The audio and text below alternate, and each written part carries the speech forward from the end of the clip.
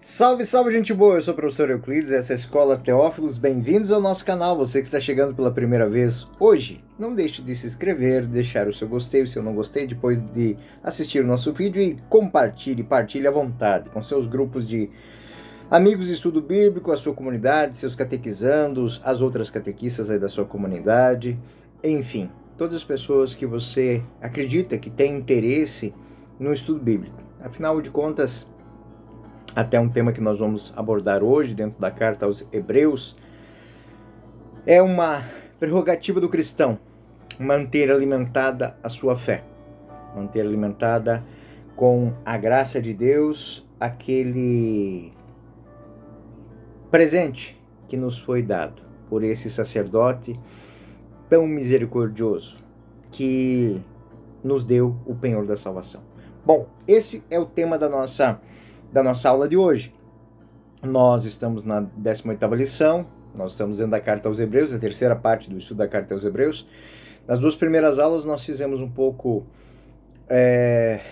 uma passagem sobre a história dessa carta, como é que ela se deu, a sua origem catequética, a sua origem sermônica, ou seja, ela é atribuída a um sermão ou alguns sermões que foram compilados dentro de um conhecimento teológico, tanto de quem proferiu esse sermão.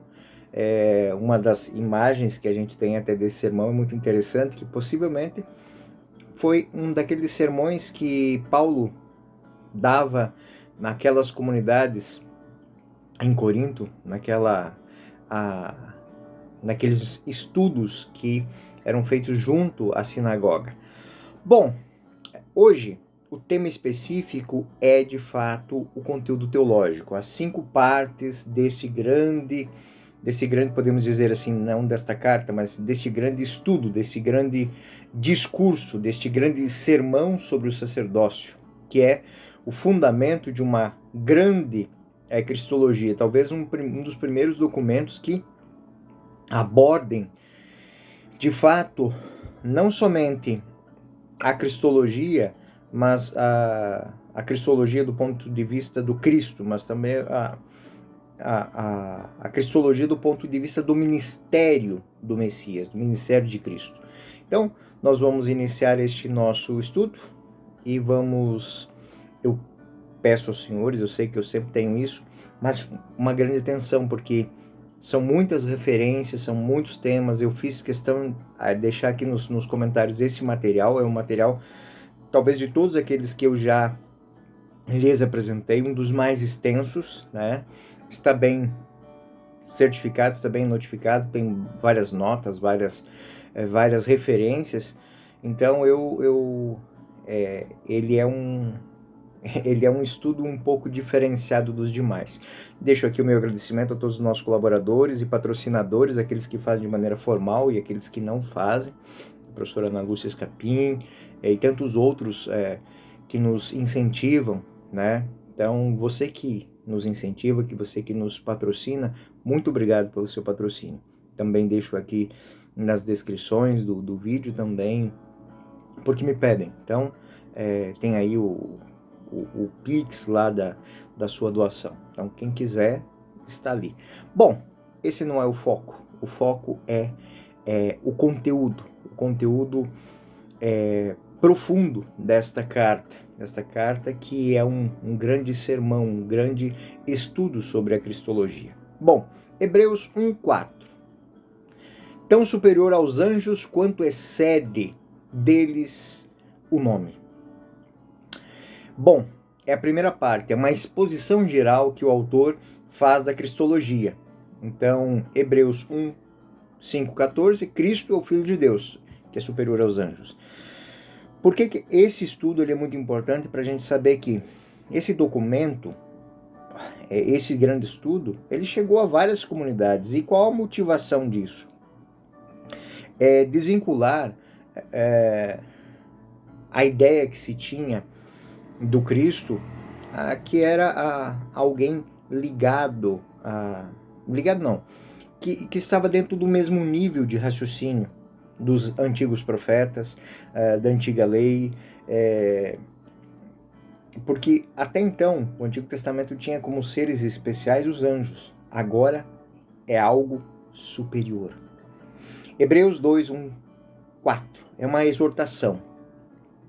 Entender isso, compreender isso, buscar viver essa realidade, ou seja, ter a fé de que Cristo é o Senhor, é o Kyrios, está acima de tudo isso, é um dever que devemos ter para com o Cristo.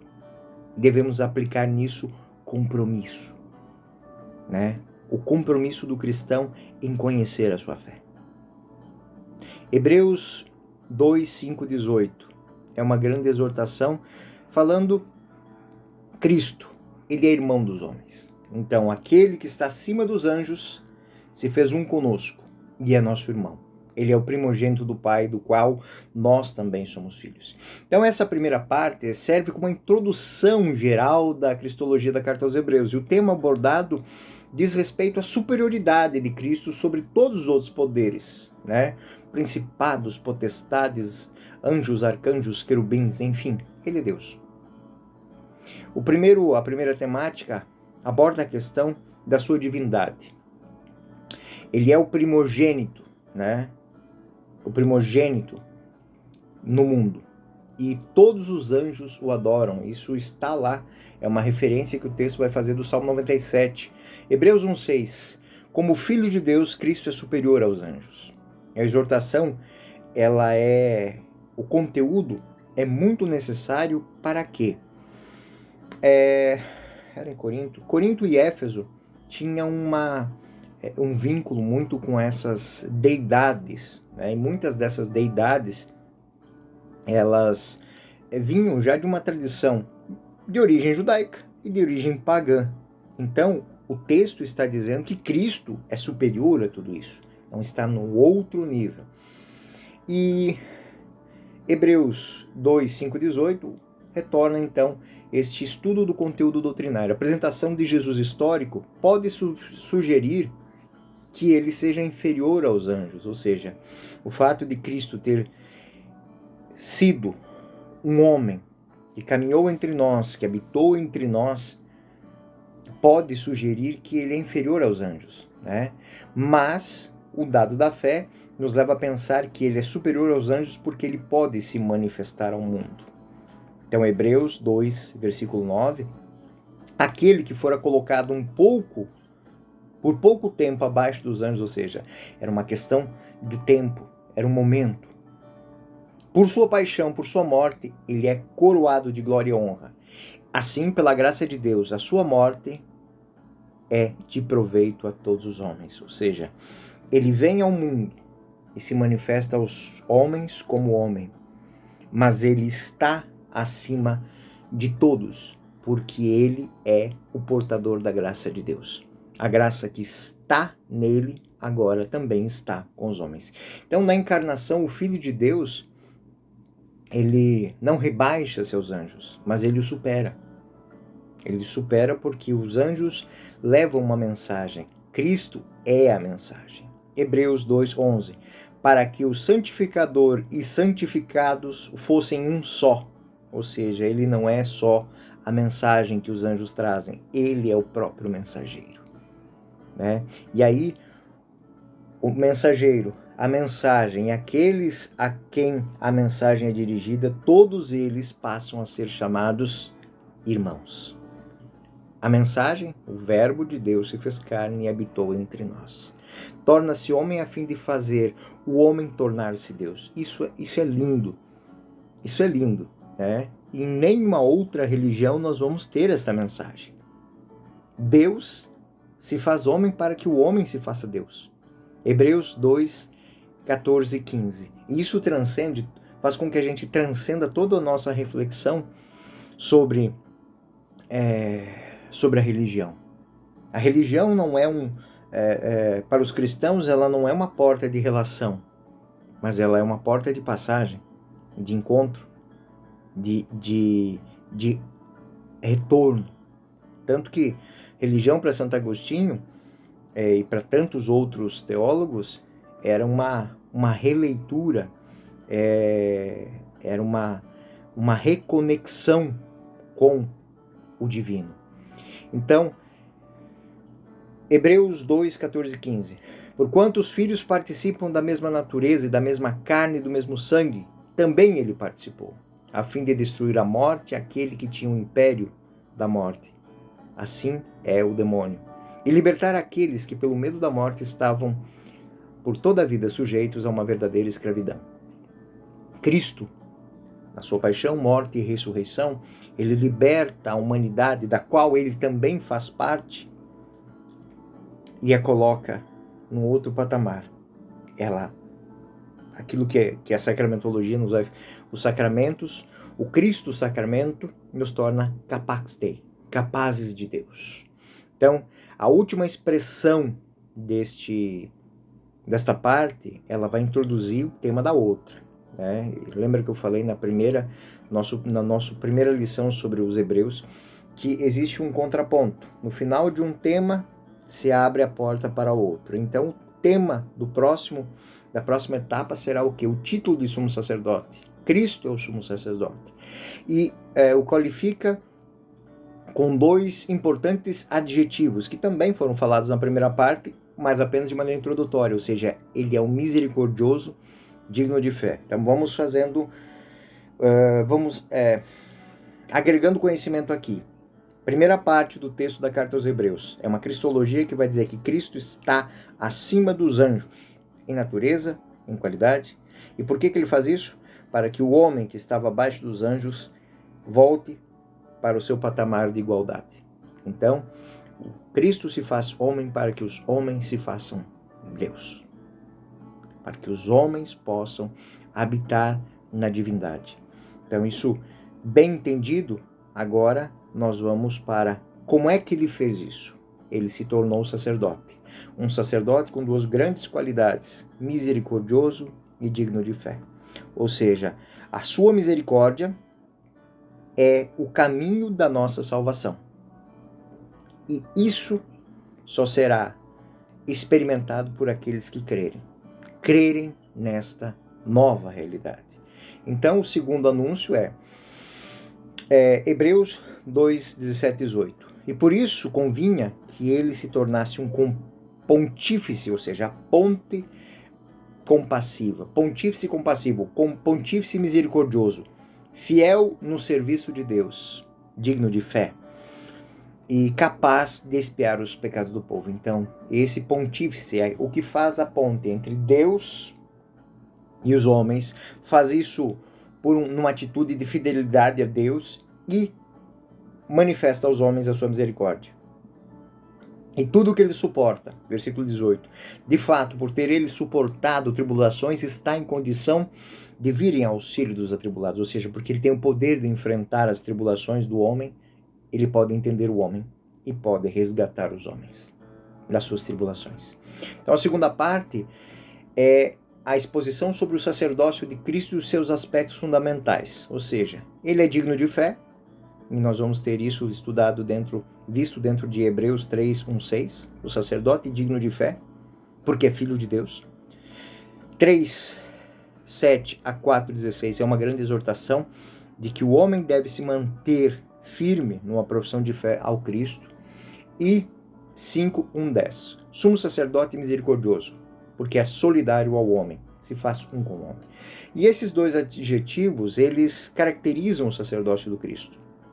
Esses 2 adjetivos, o autor quer destacar a relação necessária e perfeita que liga Jesus Cristo com toda a humanidade, ou seja, Deus se faz homem para que o homem se faça Deus, e a relação de encontro entre homem e Deus aqui é uma relação de misericórdia, é uma relação de amor. O sacerdócio de Cristo é fazer com que o homem entenda que é amado por Deus. É amado por Deus. Então, quando o sacrifício é posto sobre o altar, e Cristo é altar, sacerdote e sacrifício, esse sacrifício a grande verdade dele é que ele é a expressão do amor de Deus. E é as condições para a base desse sacerdócio de Cristo. Ou seja, ele é pleno porque na base dele está um ato de amor. A segunda parte da carta trata de elevar a um outro nível aquela primeira discussão sobre o sacerdócio de Cristo. O Cristo, nessa segunda reflexão dentro da carta aos Hebreus, é o digno de fé, pistos, né? Ou seja, o autor o define como digno de fé. Hebreus 3:1. Para Deus que o constituiu, seja de forma visível para os homens, né? E tantas cenas do Evangelho mostram isso, ou seja, ele é o sacerdote, ele é aquele que oferta, né? Mas também pela sua vida. Né? A sua vida o torna algo diferente. Então, Cristo é comparado com Moisés, tanto que é citado no livro dos Números, capítulo 12, versículo 7, ou seja, é um servo, ou seja, ele é aquele que se coloca a serviço de Deus. Mas esse servo, ele é algo maior. O servo não conhece o que faz o seu senhor, mas o filho conhece. Então, ele está a serviço, mas como filho. Ele está dentro do projeto, mas é aquele que traz o projeto de cima. Então, é uma interpretação simbólica. O autor interpreta uma referência bíblica do Antigo Testamento e dá sentido a um sentido eclesial, um sentido novo. Então, Cristo o foi, Hebreus 3:6. Cristo, porém, o foi como o filho à frente da própria casa. E a sua casa somos nós. Contanto que permaneçamos firmes até o fim, professando intrepidamente a nossa fé e ufanos, cheios de esperança no que nos pertence. Então, o autor ele vai dizer que Cristo é o primogênito de Deus e que como sacerdote ele nos apresenta diante de Deus, está à frente da sua casa. Então Moisés estava à frente do seu povo. Era aquele que abre a passagem para que o povo atravesse da escravidão para a liberdade. Então, é muito bonito ver essa relação. Ele vai fazer relação com o Salmo 94, Hebreus 3:7 e 4:16, tem várias reflexões sobre o Antigo Testamento. Hebreus 4:12 ele é uma exortação que exorta os fiéis a se manterem fiéis a esta realidade da salvação. Porque a palavra de Deus é viva, eficaz, mais penetrante que uma espada de 2 gumes que atinge até a divisão da alma e do corpo, nas juntas e medulas, e discerne os pensamentos e intenções do coração. Ou seja, a adesão firme a esta salvação, a essa misericórdia trazida pelo Cristo e apresentada a nós como um sacerdócio, ela é digna de fé. E isso deve nos tocar totalmente. E tudo o que nós fazemos durante a nossa vida, apesar das nossas fraquezas diárias, ela não pode nos afastar do amor de Cristo. Os fiéis devem confiar em Jesus como mediador para junto a Deus.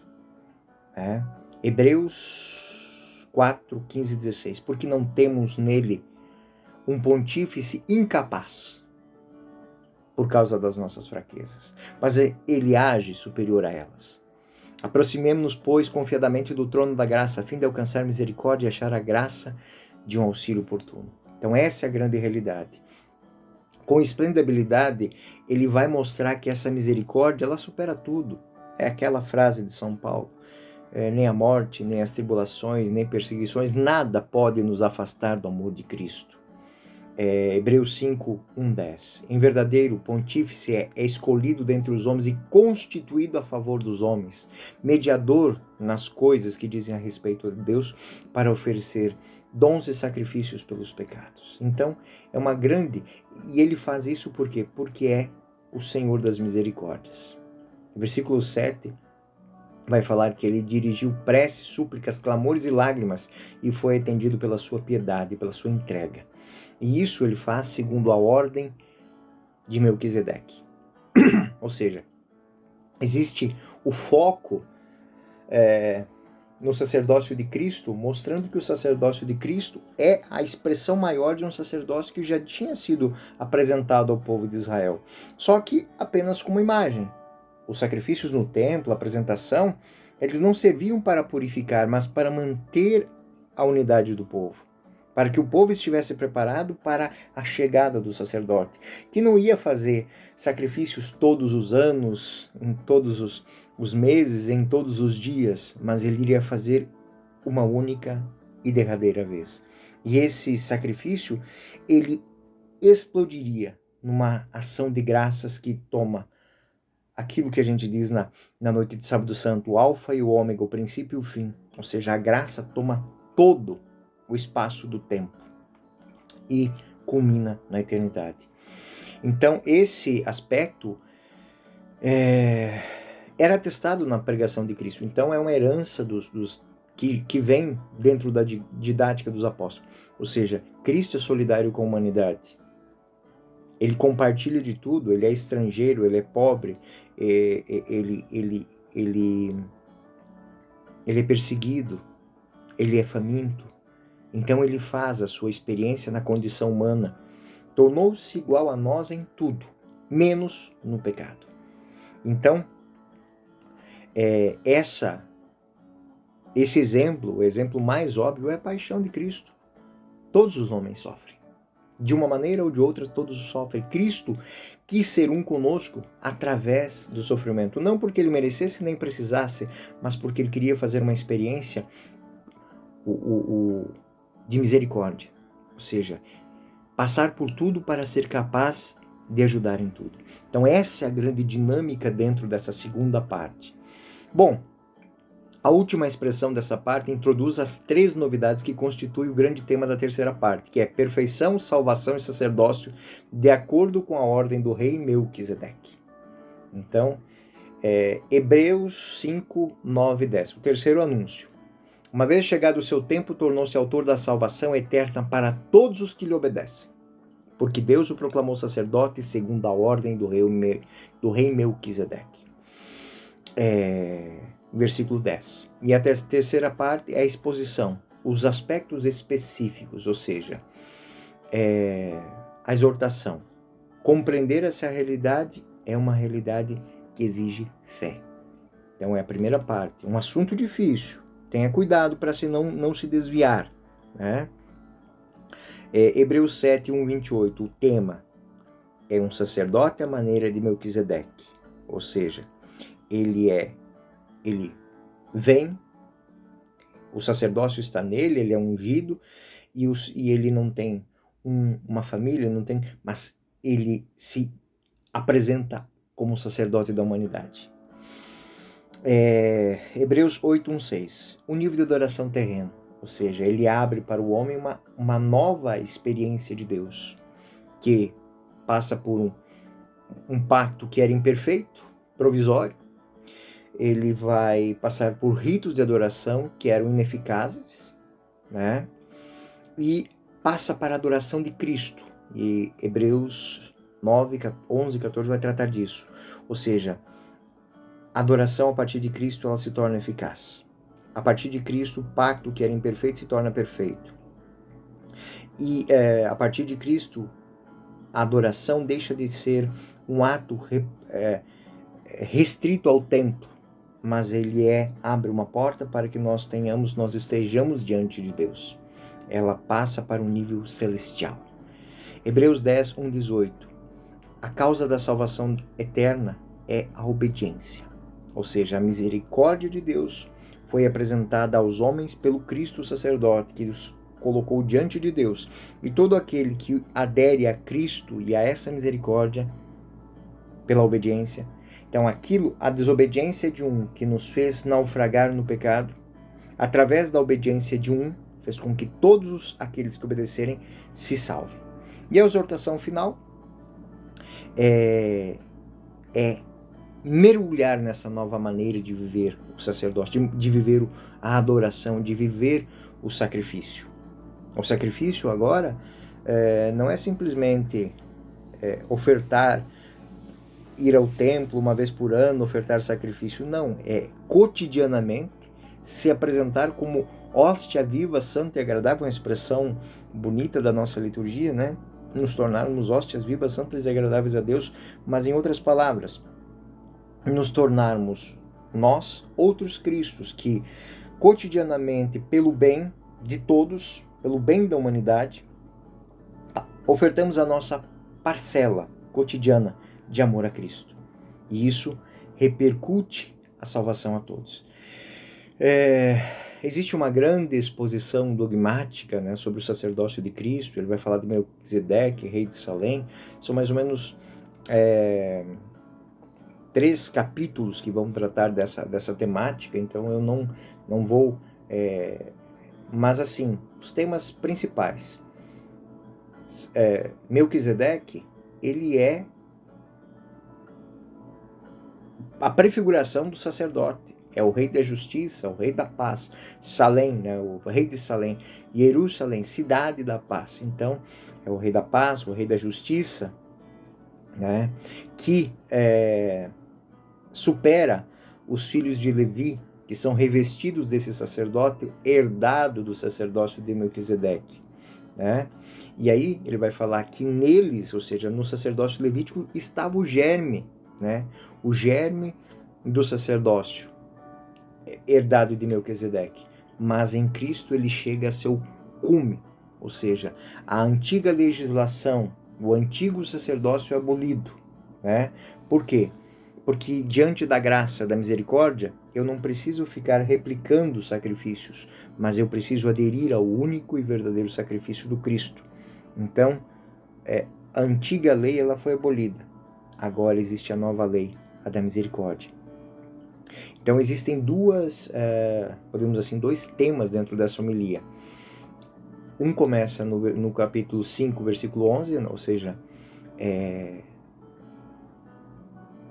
ele vai fazer encorajamento, ou seja, ele vai dizer que teríamos muita coisa a dizer sobre isso, mas bem difíceis de explicar, dada a lentidão em compreender. São Paulo vai dizer que isso aqui é um ato de fé, é um dado de fé, é crer em Cristo. Por isso, as 2 temáticas anteriores, ele está acima dos anjos, ele é o sacerdote da nova lei, seu sacrifício, e vamos aderir a ele.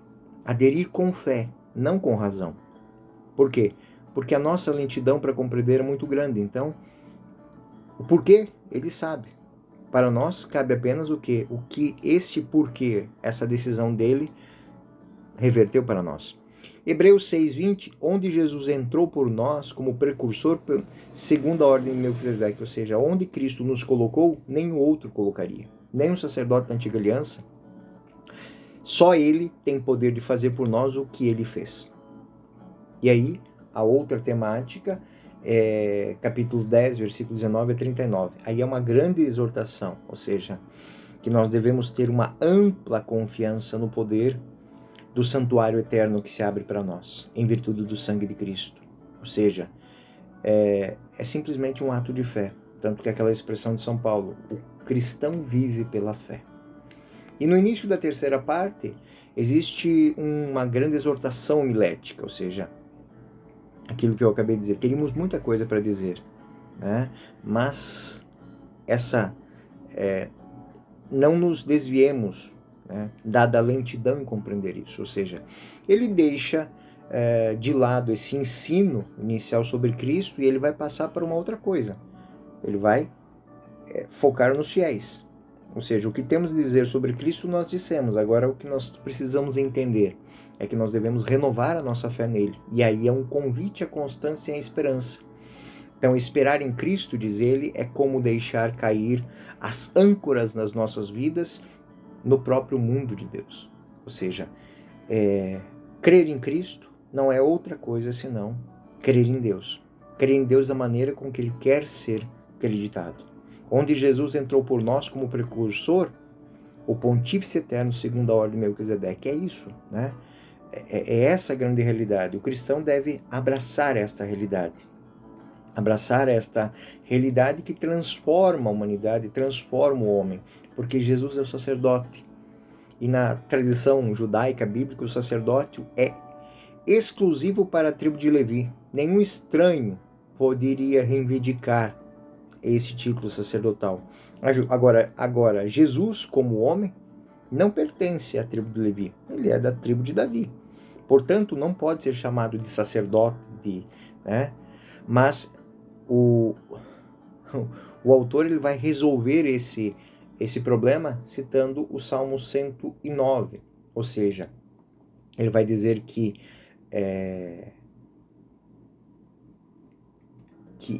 Cristo é aquele que está para além de Melquisedeque, está antes do tempo, né?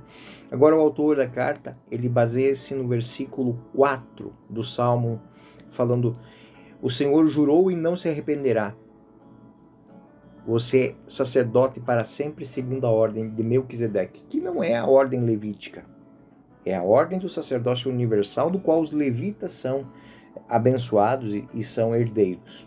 Então, o sacerdócio de Cristo é anterior ao sacerdócio de Melquisedeque. Ele é a fonte do sacerdócio de Melquisedeque. Ele é a origem do sacerdócio, né? Essa figura um tanto estranha, Melquisedeque, né? O rei da paz, o rei da justiça. Ou seja, o sacerdócio do Cristo se encontra na origem e não na história.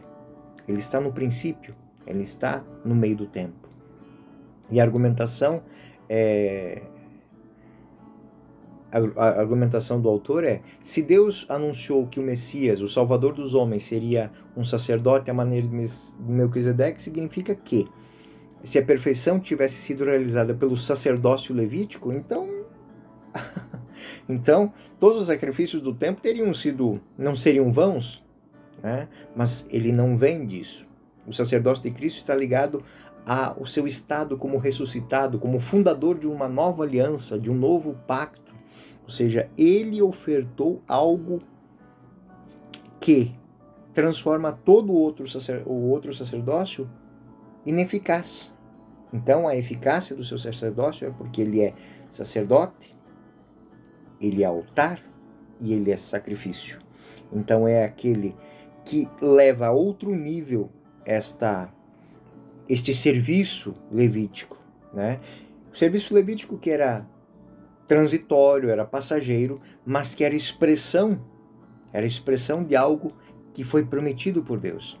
Então a missão levítica era manter a hegemonia, manter a unidade do povo de Deus. Mas agora essa unidade do povo de Israel se torna, é apresentada à humanidade.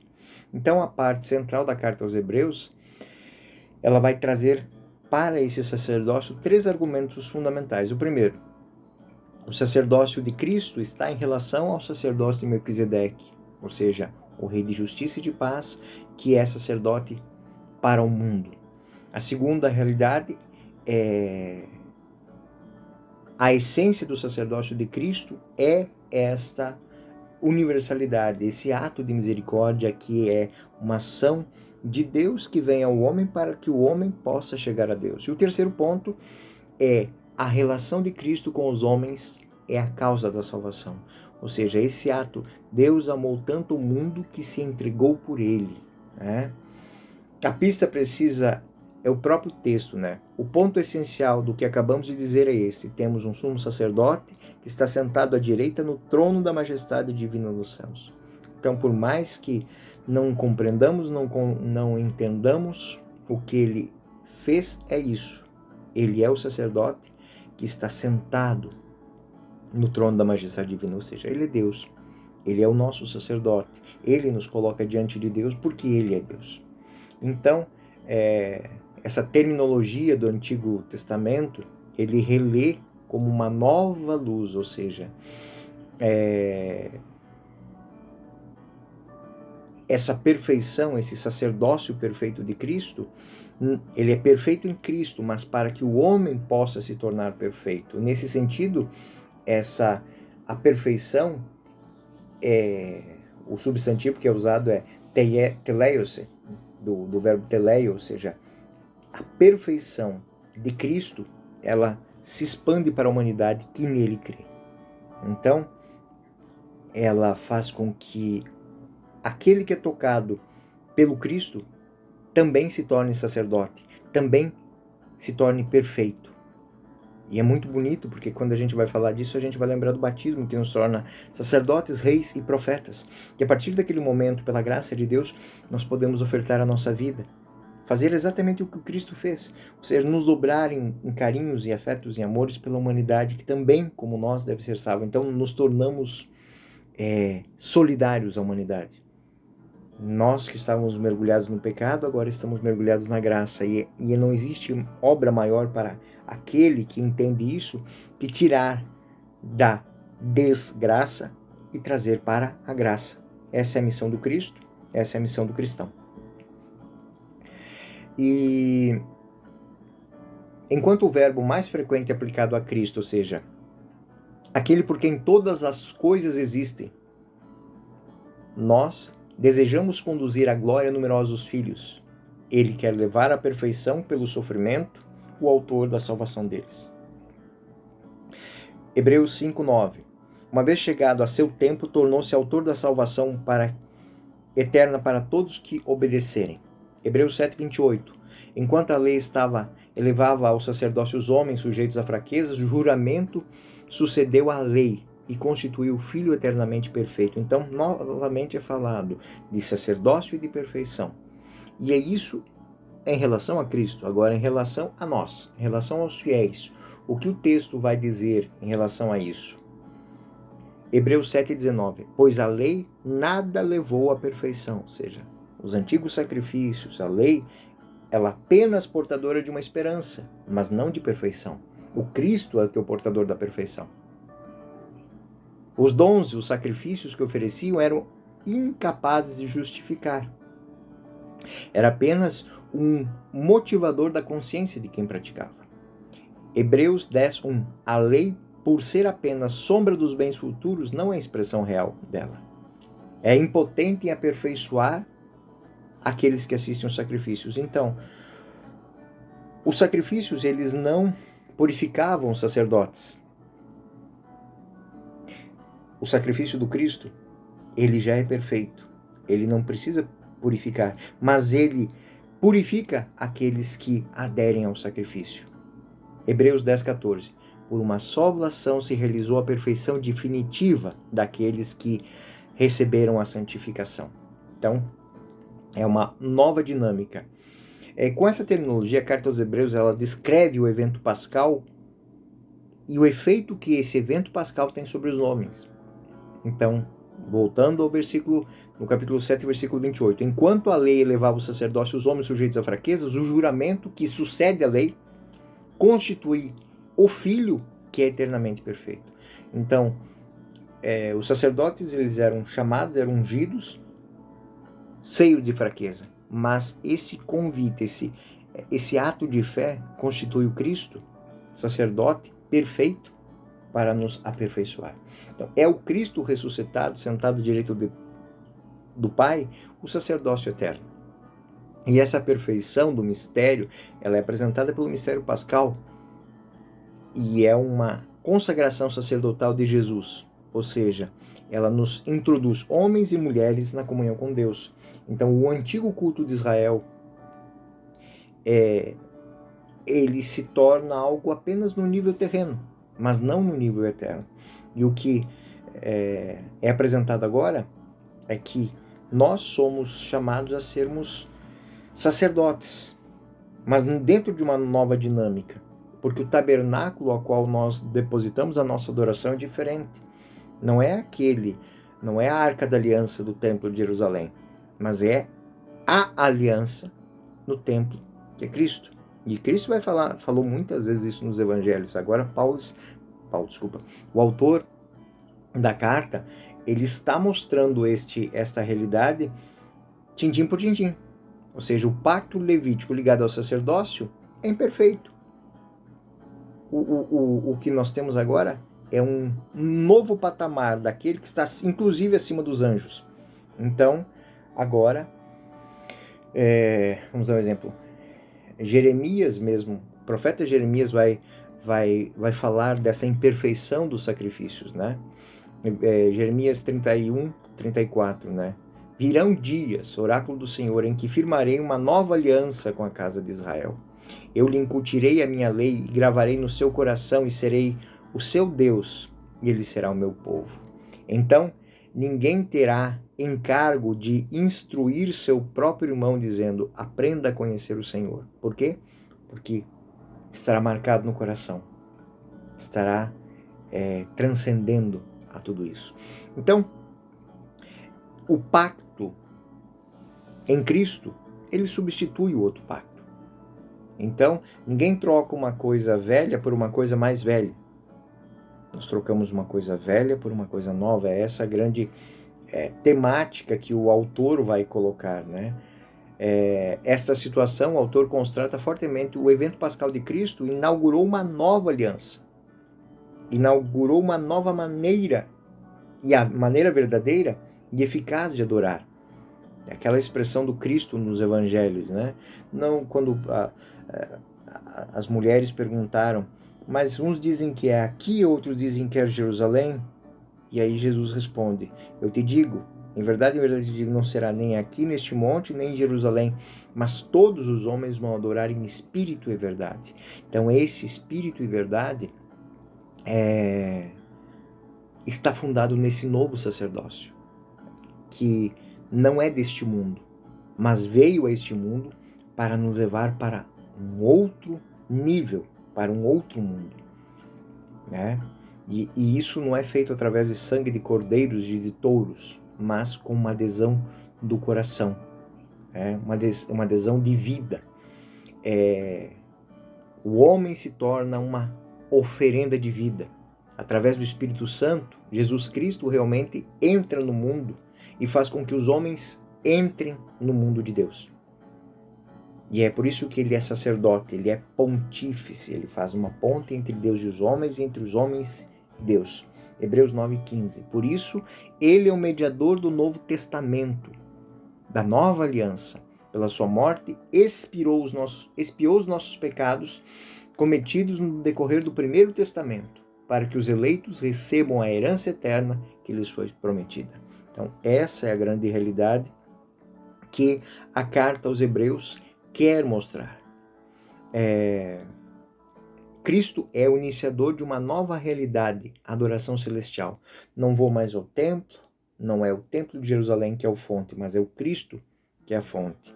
Ou seja, quando eu vou à palavra, quando eu vou à Eucaristia, quando eu vou aos sacramentos, eu não estou indo a eles como um local, mas como alguém.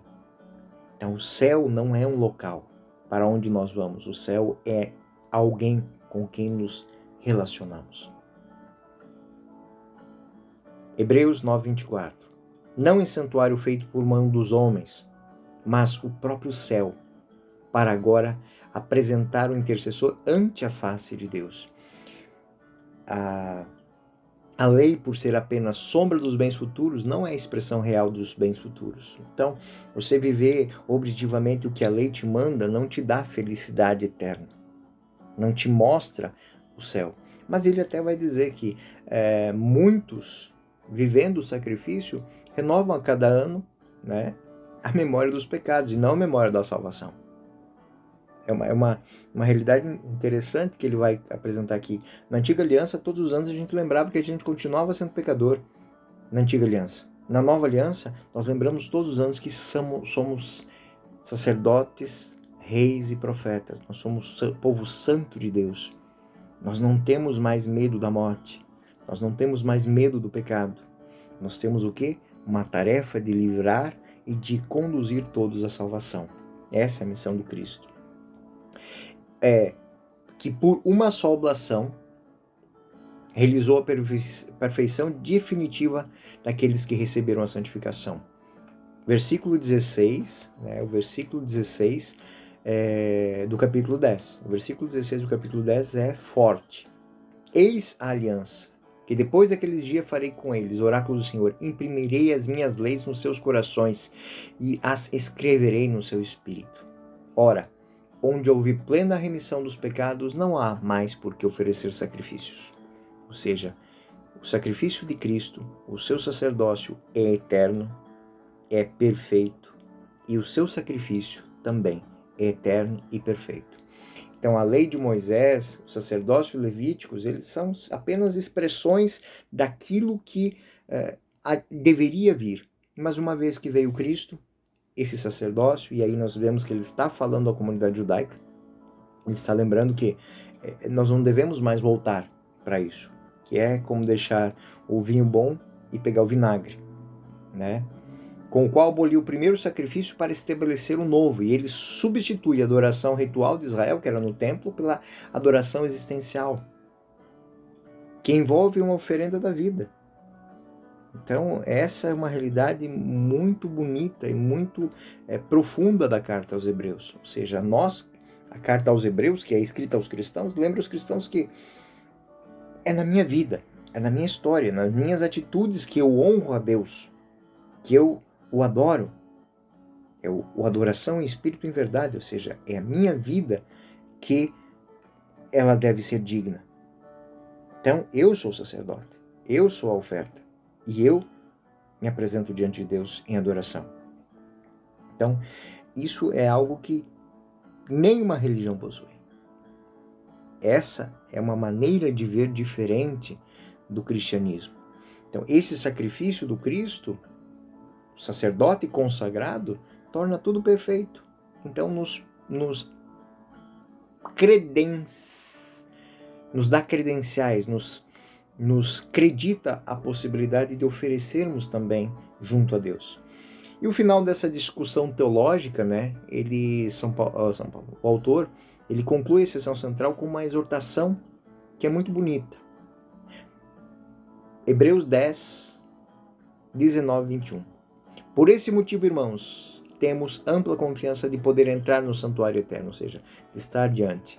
Em virtude do sangue de Jesus, pelo caminho novo, vivo que abriu através do véu, isto, o caminho do seu próprio corpo, e temos um sumo sacerdote estabelecido na casa de Deus. Hebreus 10, 22. Acheguemo-nos a ele de coração sincero, de plena firmeza, e o corpo lavado na água purificadora do batismo.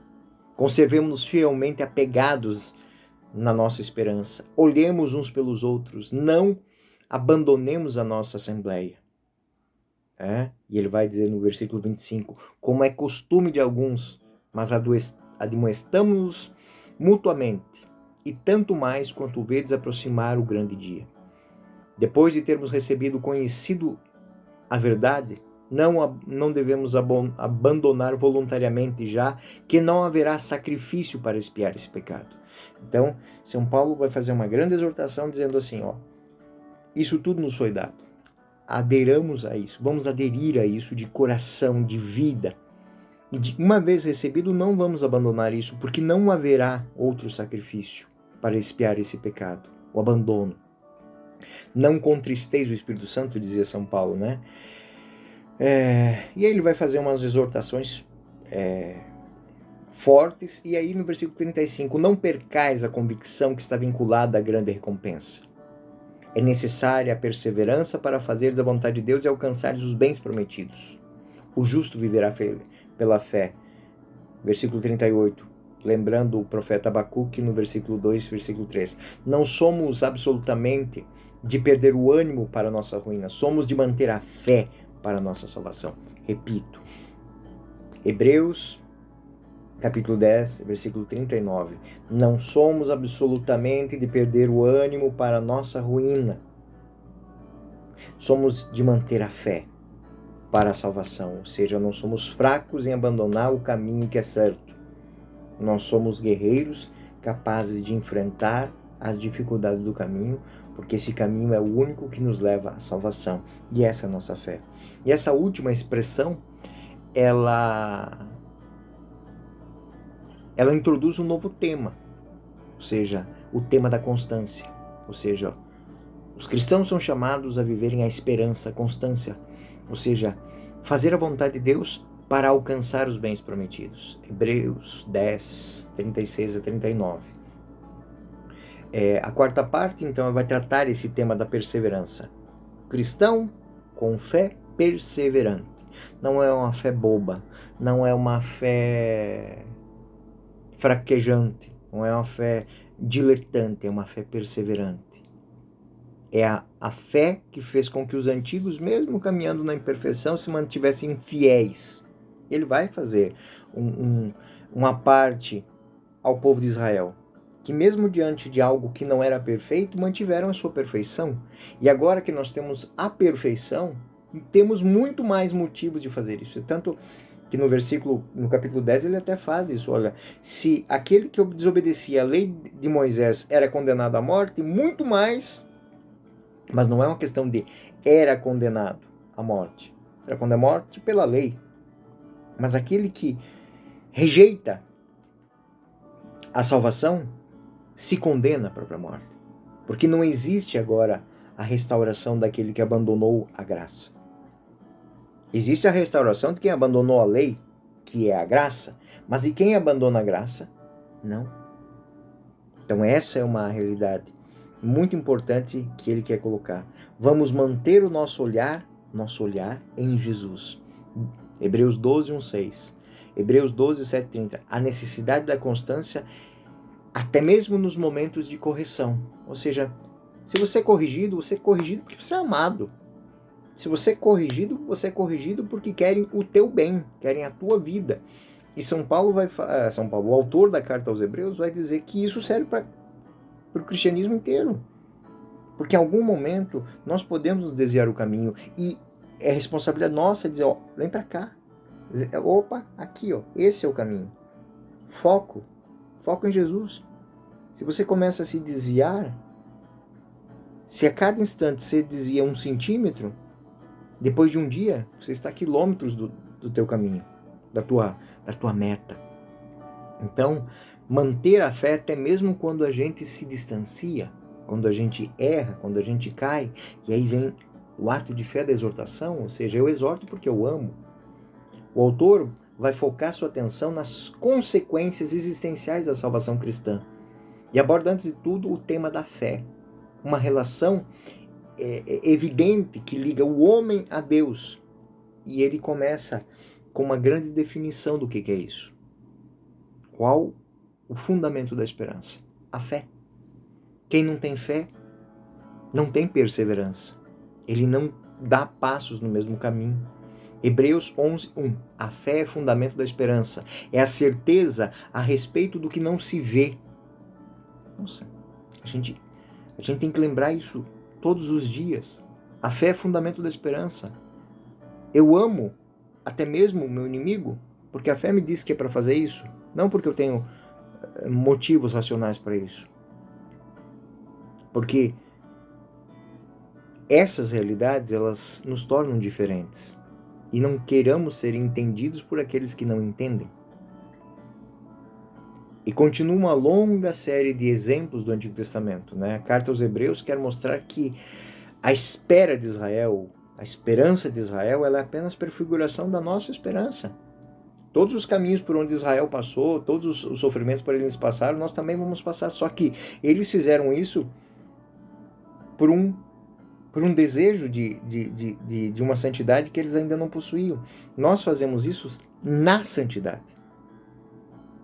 Ou seja, nós estamos livres para seguir o nosso caminho. Eles fizeram o caminho como escravos. Nós fazemos o nosso caminho como homens livres. Então não é mais uma questão de chibata e chicote porque eu vou ser castigado. Não. É porque eu vou conseguir viver aquilo que já é meu. É meu esforço para tomar posse. A terra é minha, eu estou semeando, eu estou trabalhando essa terra, e isso que eu colher é dom. Isso que eu colher, eu posso partilhar, e é dom. O Senhor corrige quem ama, castiga aquele que reconhece por seu filho. Então é muito, muito bonito que ele vai falar aqui. Toda essa caminhada do povo de Israel foram momentos de correção de Deus. E nós, como cristãos, também seremos corrigidos. Ou seja, nós estamos cercados pela graça. Né? Nós estamos tomados desse ambiente de graça. Então, Hebreus 12, 7 e 13. Estais sendo provados para a vossa correção. Né? Aquele que o pai corrige é o seu filho. Né? O bastardo é esquecido, ninguém está nem aí com ele. Mas o filho é corrigido pelo pai. E aí, versículo 12, né? Levantai, pois, vossas mãos fatigadas e joelhos trêmulos. Ou seja, se nós estamos cansados, nós estamos tristes mantenhamos o nosso foco na fé. Nós não estamos fazendo isso a esmo, em vão. Nós estamos fazendo isso pela nossa salvação. Essa é a relação que Deus tem com os homens. Ou seja, toda correção, e ele vai falar que isso vai acontecer. Por quê? Porque vai acontecer mesmo. As comunidades serão perseguidas, e as pessoas vão duvidar disso. Vão duvidar dessa salvação. E aí ele quer dizer que esta fé, este amor, é a nossa porção de entrega e de adesão àquele sacrifício. E a última expressão dessa parte vai falar do caminho, ou seja, que é o último tema, né? É a última seção da carta, o caminho, na qual o autor explica as consequências morais, as consequências da salvação de Cristo, que é dada pelo seu sacerdócio, que é apresentada de maneira perfeita, que é doada a nós, a qual nós temos que aderir com perfeição, dedicação e empenho. A fé, que motiva a nossa esperança, ela nos coloca num caminho.